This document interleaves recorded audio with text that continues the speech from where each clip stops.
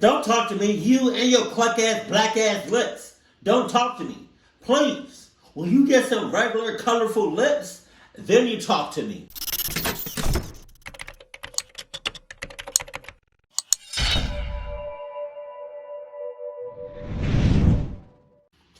This is why I always check to see if I'm recording. Because I started saying my intro, and then I realized I wasn't recording. Yeah, I can't imagine just doing a whole reaction and just like not even recording. What the hell? Sup? No, I'm recording. Yes. Yeah. Okay. Thank God. Sup though? You got all that. DoorDash? What's that? Was that DoorDash? You got it. I spend a lot of my spare nights doing deliveries for DoorDash. It's my way of getting extra money while also not needing to commit to a more strict second. I don't know how people do it. I don't know how. Let me know in the comment section if you ever did DoorDash, either DoorDash, Uber Eats, any food delivering things, Instacart, any of that. Let me know if you ever did that and if you had any bad experiences. Because at the end of the day, you're delivering food to people or to businesses that you almost 100% don't know. It's a stranger at the end of the day. I can't get past that. I started driving around 9 p.m. on this night and steadily took on some orders until 11, where it slowed down a bit. During this time, Jesus! DoorDash! Would y'all consider DoorDash to be clucked or not? Walmart definitely is. Because if y'all consider DoorDash to be clucked, then it's like you got two clucks in one video. Drove around the shopping center that had most of the fast food restaurants people often ordered from, and eventually another order came through. It was a regular order to be delivered about 4 miles away. After getting the food, I started the directions to the address, and it was almost immediately apparent that it wasn't a house. I scrolled in on the map, which only showed streets and buildings, and the address it pointed to was along a street that had no buildings on it. What? It looked kind of like an empty plot of land, but the DoorDash map was never that great, so I just started driving and decided to at least check it out and maybe call the customer if there was an issue. I drove out, taking just under 20 minutes until I reached the street it was on. This street was very bare, no houses or crossroads, and no cars driving on it. When I got to the end, it became a gravel road, and on the side was a small wooden sign that was too weathered to be legible. No. I pulled onto the gravel and turned my brights on, and right away I could see something far off down the road. I drove in closer, and as I approached it, my phone dinged to let me know that I'd arrived. In my headlights was a small mobile home, or some kind of RV, and on the door were poorly painted numbers. I looked back at my phone. 2760. It was the address. I got out, holding the food in my hand as I walked up to the RV. Getting closer, it was a bit unsettling to look at. It was overgrown and old, which was strange considering it was a mobile home meant to be moving around. I gave it a knock and waited. This was a rare cash order, which made more sense once I saw the place, but it definitely didn't make me feel good having to stand here. As I looked around, an eerie feeling loomed over me. This place was surrounded by the woods, with no lights anywhere. Past the RV, it was complete darkness. I heard something from... Boy, if you don't just drop that bag, cluck what you heard. Either that or throw it on top of the fucking sorry. I'm a little mad. I think whenever I'm mad, I curse. How do y'all know when a horror story makes me mad? You know? Is it when I curse and I use real curse words? Or is it when I pause the video and I'm just like lost at words? Is it when I start to tear up? Is it when I'm talking to Toby? Like,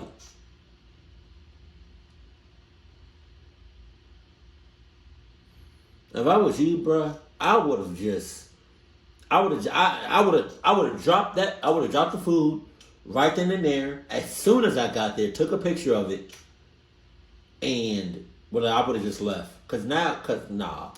Inside, and I prepared for them to open the door, but then a voice to my right startled me. I looked over and saw a man smiling at me, standing by the corner of the RV. He asked if I had his order, and I nodded, apologizing and walking it over to him. I handed it off and said his total. The man reached into his pocket and pulled out a $5 bill, then smiled again. That is so weird to see. That is so weird. Like some cartoon shows, they mix real life imagery or real life like shit into the cartoon. Like you couldn't draw the $5 bill. You had to put a real $5. Then smiled again and said he just needed to grab the rest. Okay. He turned and walked back around the RV while I stayed where I was. This whole interaction in writing doesn't seem as off as it was in person. Yes, it does. I can tell you, there was something very wrong about this guy. It was just something about the way he acted and said everything that gave me chills. I would have said, sir, I'm good off the 5. I'm good off the 5. I'm good. I'm good off the 5. I don't need no change. I'm good off the 5. I'm good. Was that Jay-Z? I'm good off the 5. I'm gonna see if I can do it. Let me see if I can try to spit some. Hold on. I'm good off the 5. I'm good off the 5. I don't need no change. You got all that. I'm good off the 5. I'm good off the 5. I don't need no change. I don't need no change. I'm good off the 5. I'm good off the 5. I don't need no change. I'm stupid. And I barely graduated high school. I don't know if y'all need to know that. I went to college, but school was always a struggle for me. Waited for a minute or so before getting more nervous and looking around the corner to see where he went. In the distance, I saw a figure standing by what looked like the dark outline of a shed. Jesus Christ. They were not walking. They were just standing there. As the fear grew inside me, my head jolted around, hearing the door to the RV opening. A different man looked out at me, and just as I started to greet him, he slammed the door shut. What? My heartbeat now intensifying, I looked back out at the man who was by the shed. He was now walking back toward the RV, but had something else in his hands. In the moment, I couldn't tell exactly what it was. But you can tell it's something in his hands. It looked like it's long and it's hard. Pause. You can tell it's something in his hand. Watch it clock you. But it was either a long bat or a rifle. I ran back to the car, getting in. It's too late for that. It's too late for that. It's too late for that. Hey, it's too late for that. You keep the 5. I'm good off the 5. It's too late for that. You keep the change. It's too late for that. Yeah, I'm sorry. It on with shaky hands as I put it in reverse. The man came around the side of the mobile home and stood calmly in the darkness as I drove off. I don't know what happened there, but I wasn't exactly keen on finding out. Oh, yeah? I went straight home afterwards and debated calling 911, but was caught up on the fact that I didn't actually know what was going on. In the end, I made the regretful decision not to notify the police. Whatever happened that night will remain as just the strange encounter it was, with no answers to the true nature of it. Jesus. I work at a 24-hour drive-through restaurant, and this had happened only a few weeks ago. Say the restaurant. Say the damn restaurant. Is it McDonald's? Say it. Say it. I want you to say it. It kind of looked like McDonald's. I don't know. Say the damn restaurant. I'm a crew manager, but for That's McDonald's. Cluck what you heard. Either that or it's what's 24/7. Waffle House they don't have fries. Right? It's either McDonald's, Wendy's, Burger King. Who else has fries? That's 24/7. I'm gonna just say McDonald's. the most part, I just do the same things everyone else does, which is cook and take orders. What restaurant is that? For overnight hours, we always have at least 2 people, one being a manager and the other usually being a cook.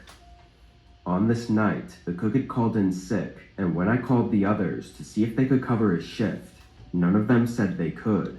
So by 12 a.m., I was the only worker there. God damn. Now usually the restaurant doesn't get busy overnight, and more employees come in at 4 a.m., so it wasn't an entire shift alone, but it still meant that for 4 hours, I had to do everything myself. I left my headset on in case someone came to the drive-thru, then started working on the tasks I had for the night. I started by For anybody that knows, those headsets that people be wearing at the restaurants, like the fast food joints, can you hear, if you have both of them on your ears, can you hear the outside world or no? I would like to know that. cleaning the stovetops, but a few minutes in, I was interrupted by a banging sound from the front of the restaurant. I walked down and looked over the counter, seeing a man standing at the front door and banging on it. Because that's where you lost me at. It's 24/7. The clock you banging for. Just open the shit. Alright. Then he pressed his face against the glass and looked inside, scanning the whole room before his eyes set on me. I walked over to the door as he stared at me, and when I got closer, he backed up and waited like he thought I was going to open it. I yelled through the glass that our dine-in area was closed and that he needed to use the drive-thru if he wanted to order something. He looked confused, so I yelled again that the doors were locked and he had to use the drive-thru. He showed no response that time, not giving me any idea whether he understood me or not, so I just turned around and walked back to the kitchen. I figured he'd have to get the hint at some point that the doors weren't opening. I continued working on the stovetops, spending at least 15 to 20 minutes on them. Throughout this time, I had gone once to check the front to see if the man had left, and from what I could see, he was gone. The whole parking lot was empty, and the man was not at the door. But it was a couple minutes after finishing with the stoves that I got an alert from my headset that someone was in the drive-thru. I turned on my mic and asked for their order while walking to the window, but nobody said anything. When I got to the window, I immediately saw on the camera that there wasn't a car out there. I looked around the screen and didn't see any movement either, so I ignored it and started walking back. But as I got to the back room, I slowed to a stop when I thought I heard something. I stood in place and listened as footsteps slowly walked above me on the roof of the building. They were careful steps, not making much sound aside from the roof creaking, but I had no doubt that there was someone up there. I followed the sound of their steps with my stare, moving down the ceiling until I saw the ladder leading to the maintenance hatch, and that's when I realized what they were doing. I sprinted over to the ladder and started looking for some sort of lock to keep the hatch from opening, but I'd never even used it, so I had no clue how it worked or if it even locked.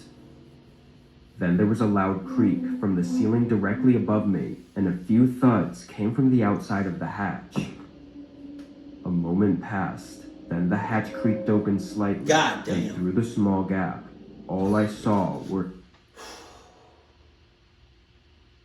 All I saw was my own cleverness. All I saw was my own demise. Did I say that right? And all I saw was me getting clucked from behind with no condom necessary. Can you imagine seeing that? Can you imagine just seeing something and all you see is eyes? You know, actually, like, think about that. Think about how scary that shit is. It's dark when you're looking at it, and all you see is a pair of eyeballs. Set of eyes staring back at me. I sprinted for the front of the building, hearing loud thuds from where the hatch was as I quickly unlocked the door and ran for my car. I called the police as I sat inside and frantically looked through the windows of the restaurant. While on the phone, I saw a shadow moving by the front counter. Then a man appeared, standing in the far back of the restaurant, but was looking in my direction. After a moment, he turned and disappeared behind the kitchen, leaving me in a panic until the police made it. They searched inside and outside, going on the roof as well, but the man had already run off. Nothing from the place was missing either. No equipment or money was taken. Nothing. He just broke in and left. I tried to not think about it too much, but it's hard not to come to the conclusion that he was there for me. Like I said, this happened pretty recently, so there's still not much of an update on it. Even with his face on the cameras, there's yet to be a confirmed identity. The owner of the building added a padlock to the inside of the hatch though, which should have been done before, but I guess it was just an inconvenience. Oh yeah? I still worry about the man's intentions, and if he could be watching for me to be alone again, waiting to do whatever it was he tried before. Over the last 5 years, I've been working at different odd jobs all around the country. I live in a van, so I move around a lot, but a few months out of the year, I have to stay in an area for an extended amount of time in order to rack up some cash before moving on. At this time, I was staying in the mid-east portion of Utah, and I'd taken up a job at a gas station. It was located on a road that was really only used by locals to go in and out of state without having to deal with the highway traffic. There was nothing else on this route. It was simply a road with a lone gas station for the occasional driver to fill up at. That's kind of why it was perfect for me though, because the location of it didn't matter. Since I lived in a van, I could easily stay out there for an extended amount of time and work. Anyway, I'd been there for a bit over a month, and up to this point, I was still working random shifts. This day I was working 10 p.m. to 6 a.m. It was really not a special night by any means. No customers aside from a few stopping by the pumps, and not much to do as far as stocking or anything. I was mostly standing around on my phone, or pacing around the store and making the shelves look nice. Then at 1 a.m., a customer pulled into the station, parking in one of the few spaces right in front of the door. Knowing they must be coming inside, I went back to the counter. A man got out and came into the shop, looking over and smiling at me, then giving me a nod as he turned down one of the aisles. I can only imagine working at like a gas station that's 24 hours, and how often all kinds of people go into the gas station. I'm talking weird, sus, clucked, in cahoots,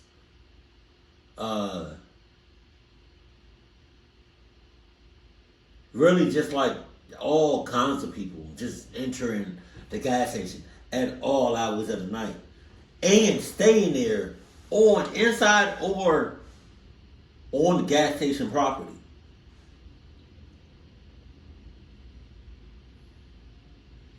Man, I need to upload some horror stories like on my main channel, because I was at a gas station and I almost hit a woman upside her head because she was on some cluck shit on me, It would have been my first time hitting a woman. But that was in self-defense. Whistling as he looked at a couple of things, picking them up and putting them back, What? then continuing down the aisle and repeating this. I wasn't sure if he was just taking a break from driving, or if he actually needed something, but the items he was picking up and looking at were all different, and he didn't actually seem interested in buying them. Then he abruptly stopped whistling, walked over to the door, and left. I didn't think he stole anything, but it was strange. He got into his car and started moving around, reaching into his back seat before getting back out of his car and coming into the shop again.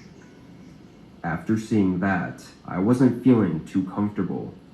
This seemed almost exactly how I thought an armed robbery would begin like, but the aggression I was expecting when he came back in didn't happen. He walked over to the counter and asked how my night was, starting a quick back and forth. Don't talk to me. Don't talk to me. You and your cluck-ass, black-ass lips. Don't talk to me. Please. When you get some regular, colorful lips, then you talk to me. And fix your eye sockets, too. Small talk. I acted as normal as I could, just in case I was overthinking everything. But then he asked if I could help him with his car. I'm good. He said his tires needed air, and that he didn't see any pumps outside. This station didn't have air pumps for self-use, but we did carry a handheld air compressor for emergency situations. That's tough. That's tough. If we don't have them out for the public, we don't have them. Cluck what you heard, and cluck what you thought you saw. I'm not helping your ass. Again, fix your cluck-ass, black-ass lips and your eye sockets. I got it out and followed him to his car. He pointed down at the tire that needed it, and I ducked down, putting the compressor line in. I had it in for less than 10 seconds before it read the pressure to be at the right level. I looked over at the man, seeing him looking down at me with no expression. I took everything out and stood up, starting to walk back to the shop when he stopped me by rushing in front of the door. His right hand was deep inside his jacket pocket as he stared at me with a cold face. I told him to move, but of course he stayed in front of the door, though I could see it in his eyes that he was preparing to do something. I took a step back, trying to say what I could to calm the intensity of the situation, but just as I thought he was going to snap, he suddenly ran around me and got in his car, pulling out aggressively and speeding away. I took this time to go inside and call 911, and surprisingly, they arrived out here only minutes later. They were already on the chase, looking for the exact car the man was driving. The officers stated the man was on the run from a recently committed crime near the border. They didn't give me any details, but the way they said it made me think it wasn't just some small robbery. After my quick statement, they got on the road again, and after that, I never got an update. I tried to look up recent crimes and everything, but could not find anything useful. I don't know what he was planning to do, or why he actually stopped at the station, but my best guess could have been to steal my van and conceal his tracks, or at least delay them. However, depending on what crime he had just committed, I think my life could have easily been at risk, and why he chose not to do anything to me is unknown.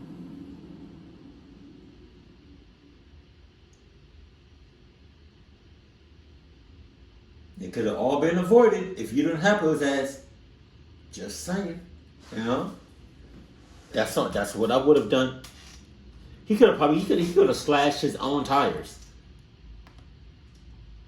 If we don't have it for the public, we don't have it. You know? Cluck what you thought you saw.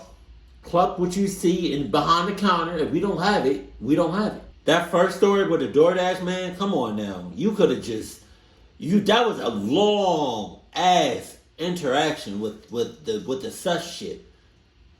You could have dropped off the food, took a picture of it, and that would have been that. Cluck that. I feel like no matter how big of a store it is, or how big of a business it is, or how small it is, or I don't care what the size of it.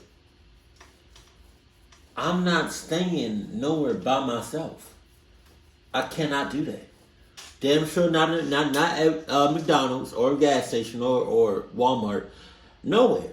I need at least one other person. Just for like my protection, my sanity, all that. Because if shit hit the fan, I can easily put somebody else's life on the line, push them in front of danger, and I can haul ass. It'd be kind of hard if I can't do that if it's just me. And even if I did, I would have to get paid probably like